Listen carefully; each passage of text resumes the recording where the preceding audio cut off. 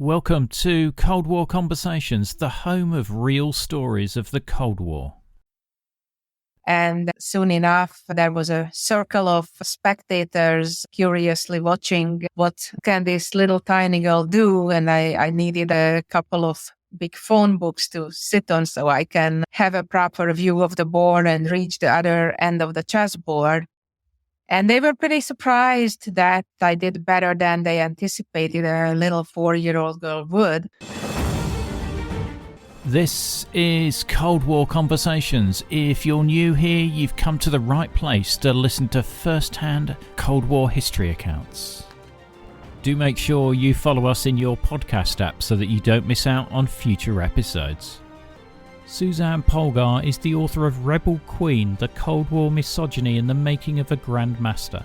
Born to a poor Jewish family in Cold War Budapest, her parents subscribed to the belief that geniuses are not born but created, so they set out to ensure her success in an unlikely field, chess. At age 4, she won her first tournament. By 15, she was the top-rated female player in the world. She was the first woman ever to hold the men's Grandmaster title, chess's highest designation. I'm delighted to welcome Susan Polgar to our Cold War conversation. I was born in Budapest, Hungary, during the Cold War in 1969, April 1969.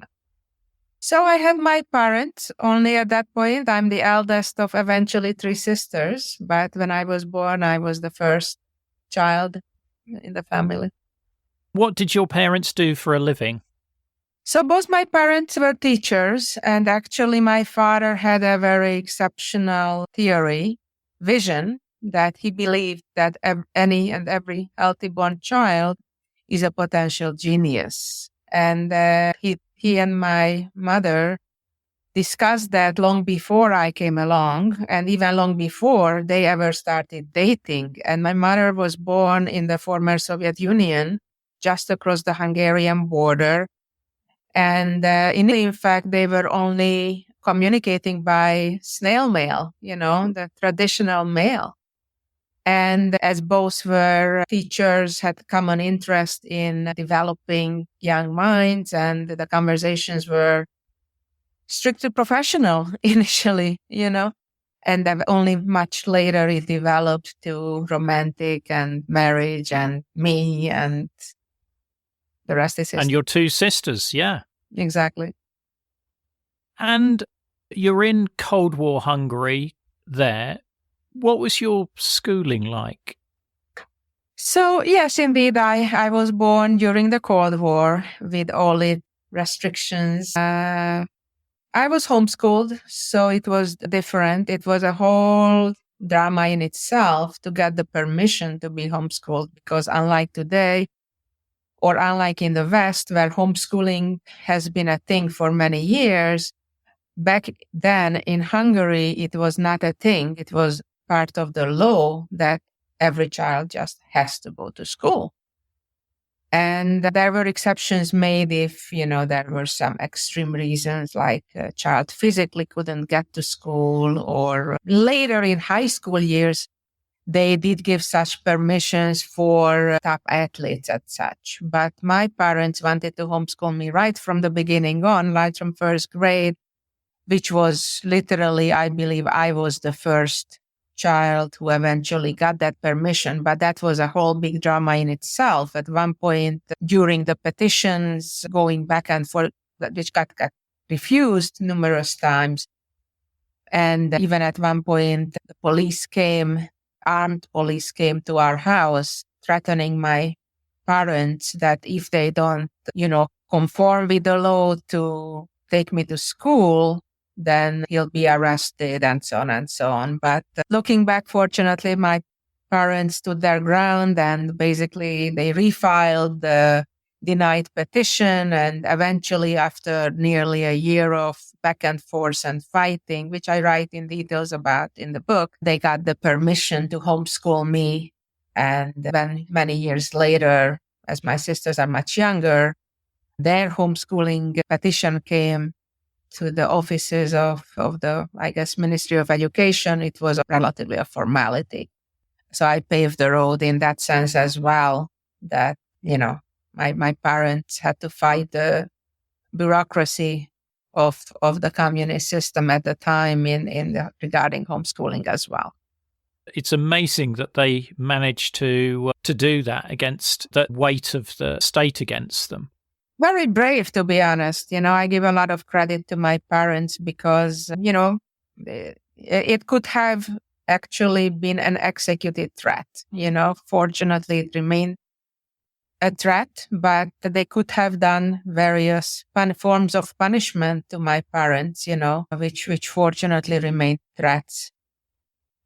Indeed. So how did your education work? What was a regular day like for you with homeschooling? Well, fortunately, my parents actually being both teachers, they started teaching me various subjects such as reading and writing and math much earlier on when I was 3-4 years old. Actually, I became quite good I was reading fluently by age 6 and writing well above my age or grade level, and math, I was excelling way, way beyond my grade to the degree that throughout elementary school, I hardly had to prepare for any of the exams eventually. And that was one of the reasons, in addition to my already developing chess career by school age, that was this other part of the equation that they felt it would be a waste of my time needing to go through elementary school when I already kind of know all that material almost, How did you get introduced to chess? Was it you showing an interest, or was it your parents sort of pushing you in that direction? Initially, I completely just accidentally discovered the game. While my father had the vision to prove his theories that any healthy born child is a potential genius, he didn't know what the subject should be or would be.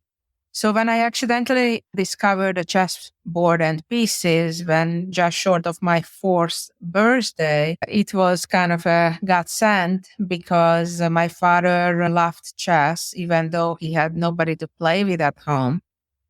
And also for the fact that chess is a quite measurable subject game, unlike many other fields like music or arts or sciences, when it's a lot more subjective, whether how good or bad somebody is or accomplish something. In chess, to put it simply, you either win the game or you lose the game, and then there is the rating system and all that. He felt, wow, it's meant to be, it's something he has at least some knowledge about, has some passion for. And at the same time, it's inexpensive endeavor, which we were pretty much dirt poor in those days. And so you can just play it in the convenience of your own home, unlike other sports like tennis, where you need the tennis court, it's expensive, and the tennis racket and all those things. So it's an inexpensive endeavor and also at the same time fairly measurable, where it doesn't matter also what gender I am or what size I am. A 4-year-old, not so simple to play tennis or many other things. So it was just, I guess, meant to be chess. And chess lessons become a regular part of your education. And as you say, you appear to have this natural aptitude for it. You start to get really good, but you've not really played against anybody outside of your immediate family circle. And one of the scenes I really enjoyed in the book, and there are so many great scenes in the book, is when your dad takes you to the Voros Meteor Chess Club. Can you describe that scene? Yeah, that was quite memorable, of course. As I write in the book, at first I only played basically with my dad. And when I went to the chess club the first time, people were kind of in a shock. What is a little girl doing there? They just automatically assumed that it was my dad who was there to play, and just basically I tagged along. And when they heard from my father that, no, it's the contrary, he's there for me to get some games, they were laughing at him, like, come on, don't kid us around. If you want to get a game, just say so. Don't use your little daughter to get a game. And he kept insisting, no, no, no, no, I'm really here for her. And she loves chess and she wants to play. Of course, initially they all said, no, no, no, no, we're not going to play a little girl. That's laughable. How could she play? Long story short, eventually one of the guys said, okay, I'll give her a game. And soon enough, there was a circle of spectators curiously watching what can this little tiny girl do. And I needed, I think, a couple of big phone books to sit on so I can have a proper view of the board and reach the other end of the chessboard. And they were pretty surprised that, I guess I did better than they anticipated a little 4-year-old girl would. And, I even won couple of the games. So it was a pretty big shock to the spectators, the club. And, I eventually joined the club and a regular, but that was certainly a very memorable start. Absolutely. Absolutely. Now, pretty soon after that, I think you win your first tournament with a perfect score, and you're sort of becoming a bit of a national celebrity at this point. Yes, I was still 4 years old when I played my first tournament, including the Budapest Elementary School Championship for girls. I won all my games, 10 out of 10, which was obviously a huge shock given that most of my opponents were double, if not triple, or nearly triple my age. So obviously nobody ever saw anything like that, and they were in disbelief. How is it possible? So it drew quite a bit of media attention. But things become a bit more challenging when your parents enter you in the boys section of a qualifier tournament. And this is when you start to get challenges from the Hungarian Chess Federation and areas like that. Can you just take us through that? Yes. So after I won when I was 4 years old, the girls division of the elementary school championship the following year, my father thought, okay, let's go to the next step. Why don't you play with the boys? And I did play the district qualifiers, which I also won and qualified to the city championship of Budapest. And all of a sudden, when we got there for the competition, shockingly, the then president of the Budapest Chess Federation said, oh no, you cannot play. And we were in a complete shock. Obviously, it was long prior the times of internet or cell phones, and we did not have even a home phone. So even if they wanted to, they probably had difficulties in communicating it to us. But no, I doubt that they even tried. So it was a complete shock that I was told I cannot participate because of my gender. This is the boys' championship after all. So that was the first of kind of the institutional roadblocks and sabotage when it came to trying to get into the men's world of chess. Obviously, it happened even before that on a more casual level, whether I wanted to play in parks or in the chess club, as I mentioned earlier. Guys were like, looking down at the girls or women playing chess or making nasty comments or even refuse playing me altogether. But that was kind of their right? It's a casual environment. So here it's very different because here it was part of organized chess. And, here in the capacity of the Budapest Chess Federation, I was told no firmly because of my gender. And when my father tried to, represent me and argue but that's unfair. Basically, not only that he was again told firmly no, but he was even threatened to be pushed down the stairs if he doesn't stop protesting, basically, or trying to advocate for letting me play. And it was just the beginning, the first taste of what was about to come for many years after. Indeed. And besides chess, did you have any other interests? But I was also introduced to foreign languages quite early on. I spoke pretty fluently Russian and at a conversational level German by age 6 by the time I started school. And, I was kind of a regular child in other aspects as well. I liked playing around with the neighborhood kids or relative kids and, just like music or being outdoors and play. The book is not all about chess. And I was, from my point of view, I've played chess, but, somebody talks to me about strategy and stuff like that. I've no idea. But I found the book worked really well because where you did talk about chess, I understood what was going on. It wasn't too technical. Well, the book is definitely meant for the mainstream audience. In fact, there are practically no chess positions or chess moves in it. It's really meant for anybody who doesn't even play chess at all. And all the better for it, certainly from my point of view, in terms of understanding what was going on. So your father obviously wants to develop your abilities, and I think you traveled to the Soviet Union because your father's sort of heard of a Soviet coach that might be able to help you. Well, obviously the Soviet chess school or the Russian chess school has had the reputation of being the best.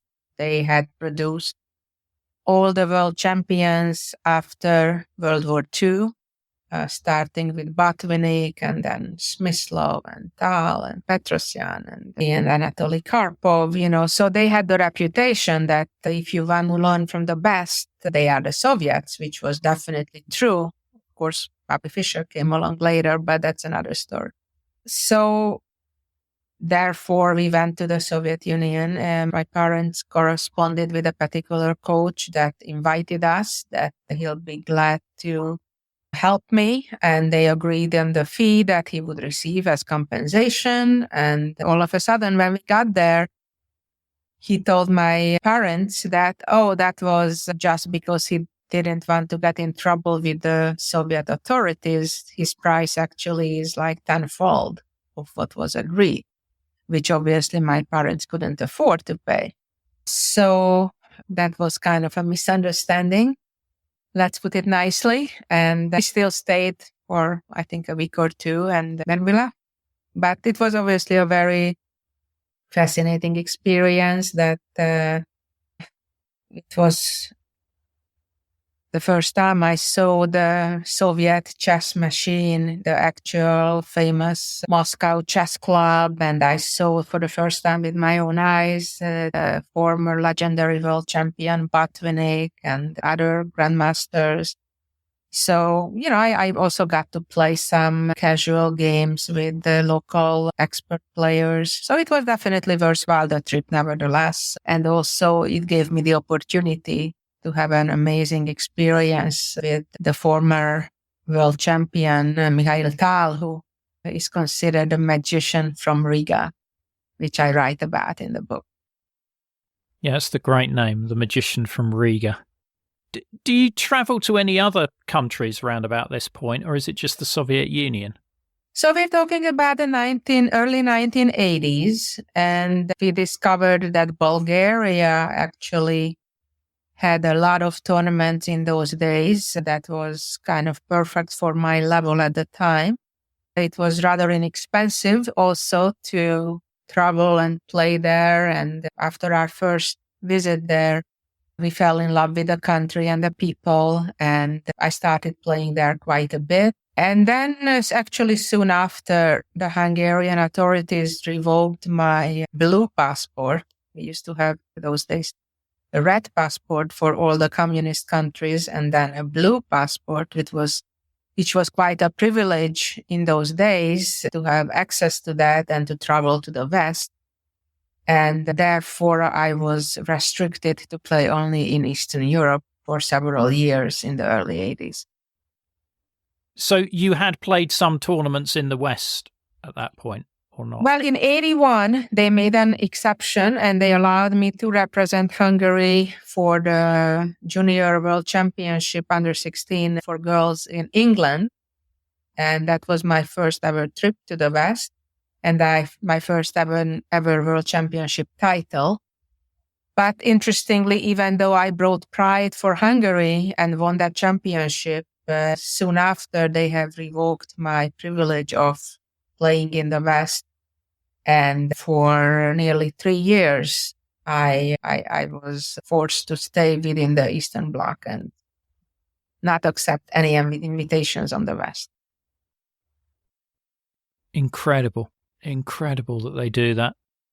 But you continue to progress, even being isolated in the Warsaw Pact countries. And one of the things that really helps you is this archive that your parents have put together of almost all the matches that have been played. And I think people have got to remember that this is way before computers or anything like that.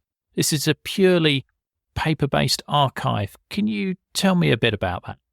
Yes, it was quite remarkable what my parents managed to put together. When we visited in Moscow, we heard of this incredible something called cartotheque, like you would see in libraries, those drawers of index cards with the titles of the different books, right? So that's exactly what it looked like. So the Moscow Chess Club supposedly had over 1 million chess games organized in these files, in these drawers on index cards, classified by different openings as well as different players of potential opponents of the Soviet players. And so my father got the idea from there that, well, he could create something similar.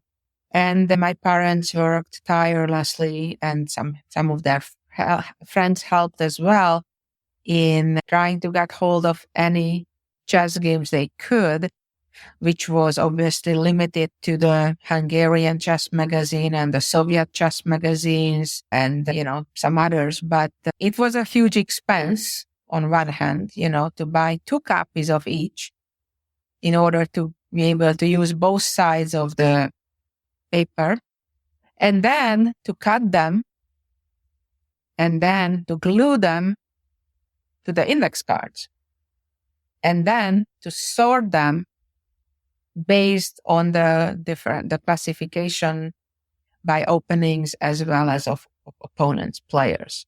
So it was a tremendous amount of work that my parents mostly put in collecting those games. I think at the peak it was 100 or 200,000 games even. So it was a tremendous amount of labor and work, and it was obviously a big help for me and eventually my sisters. And then, of course, it was kind of a bittersweet moment, I would say, when the computers came along and the chess games started to appear electronically. And on one hand, no more need of cutting games and gluing games to the index cards. At the same time, so on one hand, it's a relief. On the other hand, that work became irrelevant all of a sudden by the, I would say, mid-late 80s. But for the years that they did it, and it helped me become basically number 1 female player in the world at age 15 in 1984. I think that was very meaningful and important. But then later on, obviously with just a few clicks of a button, the same searches were, appearing on the computer screen. I mean, how do you practice to stay sharp? Do you just, you're looking at previous games and looking at moves and strategies and defenses? How do you practice that? Because it's not like you can run around a track like an athlete or something like that. Well, obviously it was rather different throughout the late 70s or 80s when there was no internet. There were not yet the databases or the engines that exist today. It was very different times, and therefore, if I wanted to get a game, either somebody had to come to our house or I had to go somewhere, the chess club or the park or even some of the spas that had chess tables inside the water. So it was much more difficult. So partly I was trying to get games. It was just much more difficult to get them. And I was reading books, looking through games from the books, and I was trying to analyze them either by myself or with my father initially. Eventually I had some coaches, that were helping. So it was very, very different than it is today when, it doesn't matter where you are, whether in a remote village in the United States or in Africa. Basically, as long as you have internet, you have everything at your disposal very easily, comfortably, and most of it for free. So very, very different times we're living in. Yeah, very, very.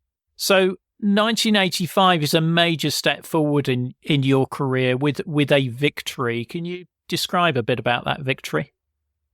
Yes. So as I mentioned, in 1984, I first became the top-rated female player in the world. And they still, for another year, kept me behind the Iron Curtain. But because I was number one player in the world, there was a lot of pressure from Western media to finally let me accept invitations to the West as well. I got invited many times, but first allowed to accept the invitation was to Germany, but then shortly after also to the United States. And I got to play in the New York Open, which used to be at the time one of the most prestigious open tournaments in the world. And that's where I had my first flash defeating one of the top male grandmasters from the Philippines, Eugene Torre. So that was obviously a big landmark that even attracted the cover story of the New York Times back those days. Can you just explain what a chess grandmaster is? So chess grandmaster is the highest title in competitive chess that's being awarded by the World Chess Federation, FIDE.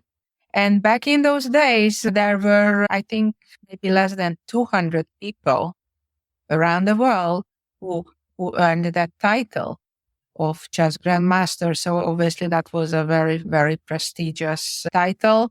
And even though I wasn't yet a grandmaster, I was only an international master, which is the second highest title. To beat one, that's the way to become a grandmaster myself. In that particular tournament in New York, I was close to making the norm that's required as one of the steps to become a grandmaster, but I didn't make it at that time. I only beat this particular grandmaster in a game. What sort of headlines were the Western newspapers printing about your stories? Well, they were pointing out that, I'm the number one player in the world, and that how unfair and unfortunate that the communist government would not grant me exit visa to accept invitations to play around the world. So those kind of media. And fortunately, some of the journalists even came to Hungary and tried to interview face-to-face the president of the Hungarian Chess Federation at the time, Mr. Szerényi. And I eventually, they gave in to the pressure. But when finally I got to play in the West, it was just so different. Obviously they were celebrating my successes, which was such a welcome contrast to the media back in Hungary, which was very strongly censored back during the communist times. When the high-ups say she's blacklisted, it meant that practically all the media would write along the same tones that, like, for example, when I became number one ranked in the world, one of the newspapers, dailies, major newspapers in Hungary wrote, when the first is not the best. That was the title. Instead of celebrating that the Hungarian is bringing pride to the nation, the headline was, when the first is not the best. Wow. And such, it was very unfortunate times that was in full swing, obviously, back in the Cold War days. And it's around about this time you are sort of meeting some of the big stars of chess. I think in Brussels you're invited to play against, is it Viktor Korchnoi and Boris Spassky, who even I've heard of. Yes, indeed. And those were, of course, very nice memories. Sadly, neither of them are with us anymore. Boris Spassky just passed literally days ago. But we became good friends, starting with that particular event. Although they were not nice to me on the chessboard, I lost to both of them in that particular event. But even the fact that I was invited along with these legends, at the same competition, that was already recognition in itself. Later on, of course, I had many more opportunities to meet them, play against them, and I learned from them a lot as well. Of course, they were one of the most famous dissidents, or defectors kind of in those days, especially Viktor Korchnoi. He was very outspoken against the communist government, and he was persona non grata for the Soviets for many years to come. And Boris Spassky also, less loudly, but he also left the Soviet Union and married a French lady in Paris and moved to France, still during the communist times when those wasn't, kindly viewed. As the 80s sort of move on, Hungary is becoming more liberal in what it's allowing its population to do. And in 86, there's the Hungarian National Championship, and you become the first woman to qualify for the tournament since 1906. Well, obviously, it was a vindication in itself that I qualified, as the first woman ever to play in the final 16 of the Hungarian Championship. And obviously that I was contender and finishing in the top 3. I tied for second, third in the tournament at the end of the competition. That was a huge thing because not only that I medaled in the Hungarian Championship, but it also qualified me to represent our nation in the World Championship cycle the following year. Unfortunately, that eventually became a very bittersweet moment in my career. That's when the Hungarian Chess Federation, blaming it on the World Chess Federation, refused to let me represent Hungary due to my gender. Because they said it's the men's World Championship cycle, and therefore you cannot play. Yeah, it's unbelievable. Throughout this, you've got this battle against sexism and misogyny to try and, improve your game. And I think there's another rival Hungarian family, the Veretzes, who are trying to block you from playing.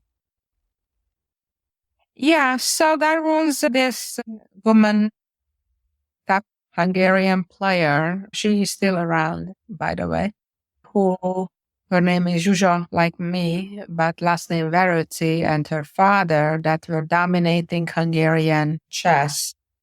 And not just that she was the top female player before I came along, but her father was also on the board of the Hungarian Chess Federation. Also, both of them had columns in major newspapers in Hungary. So they had a lot of influence. And as the top female Hungarian player for many years prior me, she was very easy access, not only to the leaders of the Hungarian Chess Federation, but because the Communist Party leader, János Kádár, who ruled the country for, I think, around 30 years until his death, she had a lot of power. Whether she had really as much power as people feared or not is debatable, but it was very easy for them to hint that, oh, I just had lunch with our prime minister, Comrade Kádár, even without saying that our number one person agrees or supports her views. People didn't want to find out if she's bluffing or not. And, we had all the reasons to believe that she wasn't because there were pictures to show, there were witnesses to confirm that, yes, indeed, Comrade Kadar was a great lover of chess. That was a known fact. And in fact, when I first became a female master at age 10, he came to congratulate me personally. So it was definitely a fact that he loved chess. And the problem was that slowly, Kadar got influenced with very biased information, misinformation with the varieties primarily and Serenity. And so the people who basically ran Hungarian chess, he only heard their side of the story. And therefore, he didn't do anything to stop all the discrimination that I had to suffer through. Obviously didn't like the look of a new upstart taking her crown, I guess. Yeah, she felt basically jealousy, professional envy, and basically did everything that was in her power to put me down or minimize my achievements, downplay anything I accomplished and upplay whatever she accomplished. Did your parents ever think of defecting to the West rather than remaining in Hungary?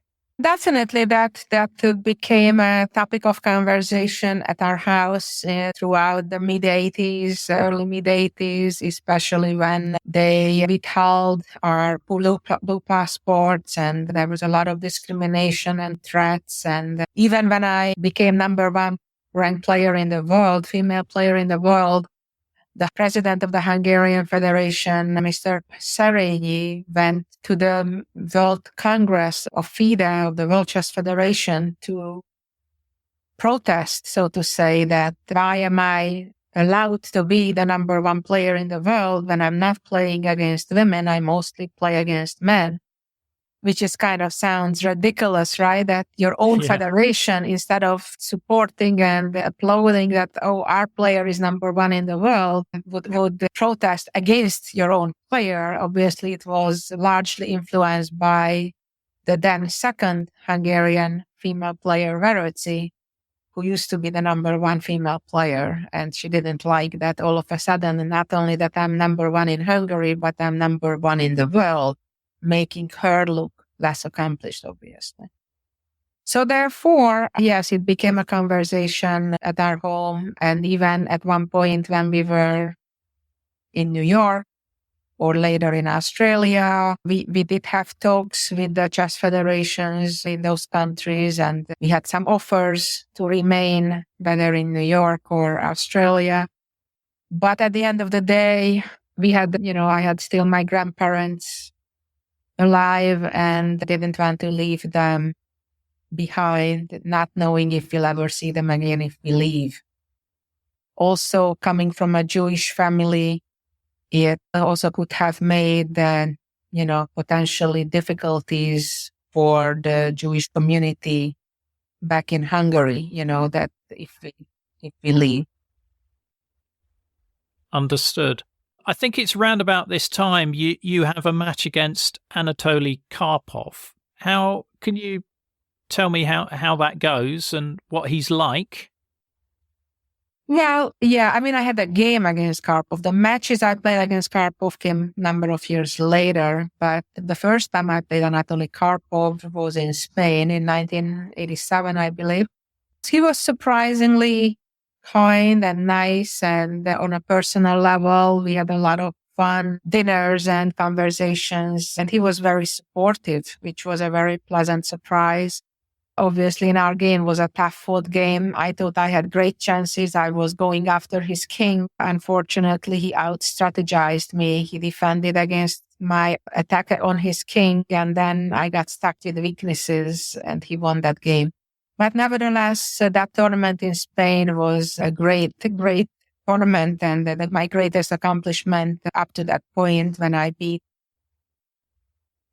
one of the top players in the world. And it was a very special memory because that particular grandmaster from Yugoslavia, Grandmaster Rivalry, who was number 3 in the world not long before that, and still number 6 at the time of our game, he said he was objecting to the organizers that what are women players doing in such an elite event with Anatoly Karpov and himself and others. And, I was really motivated to show him why. And that's when I played one of my best games and beat him in that particular tournament. So I was very pleased. Yeah, you really put him in his place there. Brilliant. Brilliant. I think the next major event you're involved in is the Chess Olympiad in Greece in 1998. And Verocci is absent for this.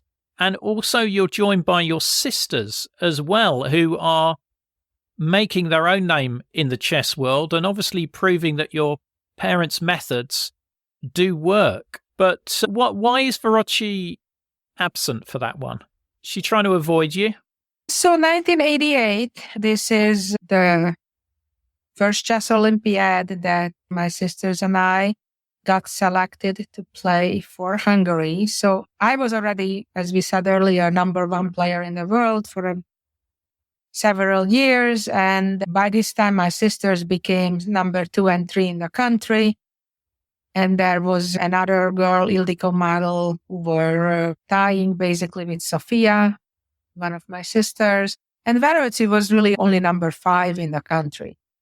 But in view of her legacy and prior accomplishments, the captain of the team suggested to have a qualifier event for the 4 of them, my 2 sisters, Ildiko and Verocci. I was number 1 by a big margin to fight it out for the 3 remaining spots.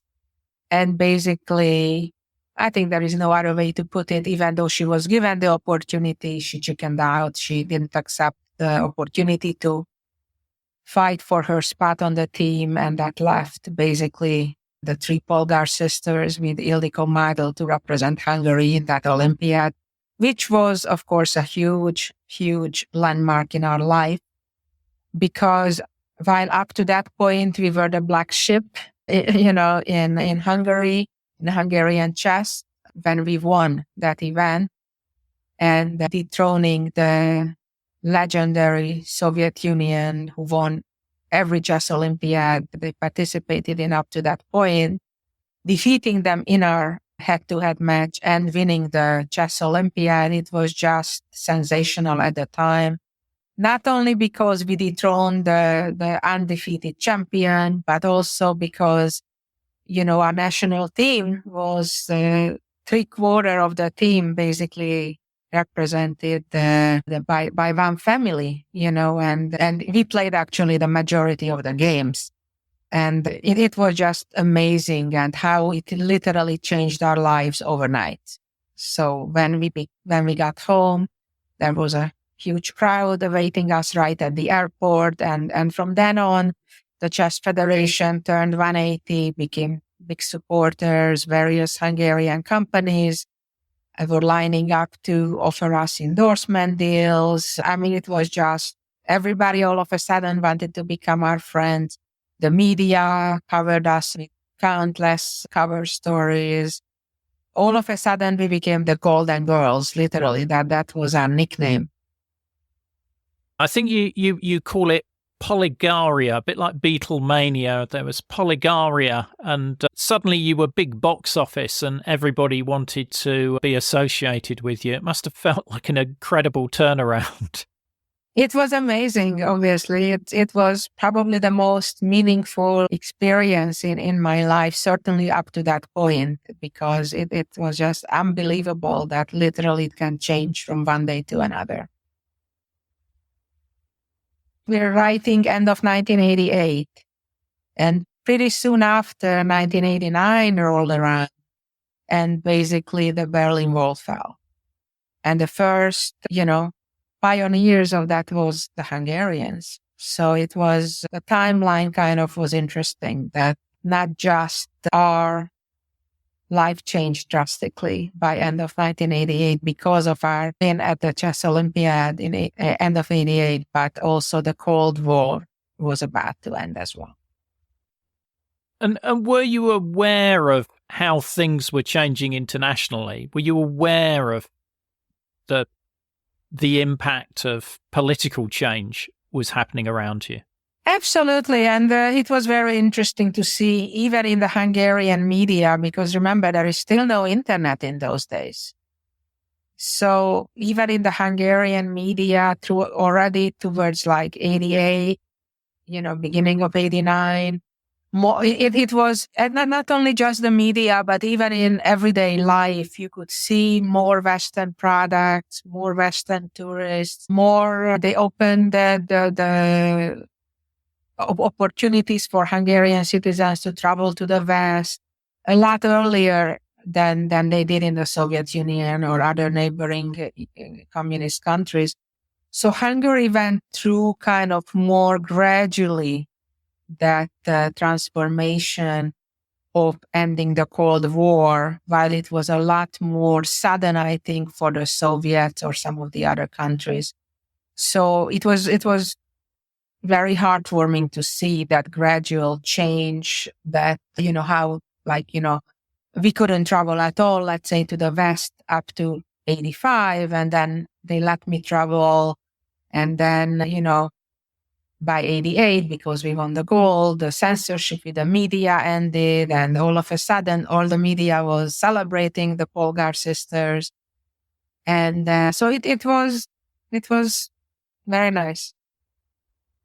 I mean, you can argue that Hungary ended the division of Europe because the Hungarian government opened the Iron Curtain. They took down that fence in Austria, and that effectively was the nail in the coffin of East Germany, because their population suddenly had an escape valve that they could leave by. I think it's a fascinating period, and I've got an episode about the Pan-European picnic, which was one of the events that sort of triggered that opening of the Iron Curtain. I'll add those to the episode notes. Now, we've really only just scratched the surface of the detail in this book, and there are some great scenes. Some of them we've covered, but there's even more in there, and we haven't really covered your later experiences outside the Cold War period. But we are called Cold War Conversations, so we normally finish around 1989, 1991. But I think it's worth mentioning the development of your sisters, because they start to overtake you, and you're no longer number one. Well, at one point, my younger sister, Judith, who I coached, and I'm very proud of her accomplishments, taking my vision and pioneering work even to a next level. She became the number one player in the world, actually in January 89. And then she kept that for many years to come. And I'm very proud of her. Sophia, my other sister, her best was number 6 in the world. Then she retired pretty early, and a different paths involved in arts and other things. I'm extremely proud of both my sisters. And of course, Judith became the highest rated woman player ever in the history of the game. And it has been wonderful. Yeah, it's an amazing story, and I'm really delighted I've had the chance to speak to you, Susan. The book is called Rebel Queen: The Cold War, Misogyny and the Making of a Grandmaster. There'll be links in the episode notes showing you where you can purchase the book and support the podcast. The episode extras, such as videos, photos and other content, are available via a link in the episode information. The podcast wouldn't exist without the generous efforts of our financial supporters, and I'd like to thank one and all of them for keeping the podcast on the road. The Cold War conversation continues in our Facebook discussion group. Just search for Cold War Conversations in Facebook. Thanks very much for listening, and look forward to seeing you next week.